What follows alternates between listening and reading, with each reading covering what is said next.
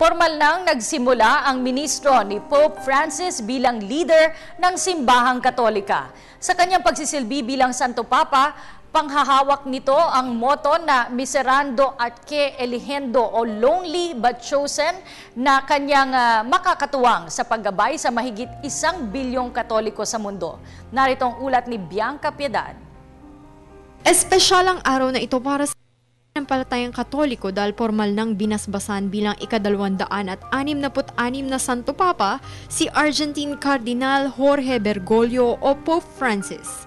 Dinaluhan ito ng mahigit 1 milyong tao na nagmula sa iba't ibang panig ng mundo. Ang araw na ito ang tanda ng opisyal na pagsisimula ng pagiging leader ni Pope Francis ng higit 1 bilyong Katoliko sa daigdig. Bago ang banal na misa, nilibot ng bagong obispo ng Roma ang St. Peter's Square sakay sa kanyang open-air Pope Mobile. Tinanggap ni Pope Francis ang kanyang pallium at singsing na tinawag na Fisherman's Ring, kung saan makikita dito si San Pedro hawak ang isang susi. Simbolo ang singsing na ang Papa ang magsisilbing Fisher of Men.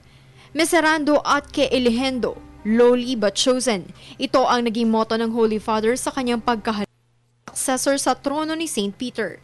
Hinango ang gospel reading sa inaugural mass mula sa Matthew 1, ang genealogy o angkan ni Jesus upang bigyang pugay si San Jose, ang naging foster father ni Kristo. Sa homily ni Pope Francis, makailang ulit nitong binanggit ang kahalagahan ng katapatan ni Jose at pagtatanggol nito sa kanyang asawang si Maria at anak na si Jesus.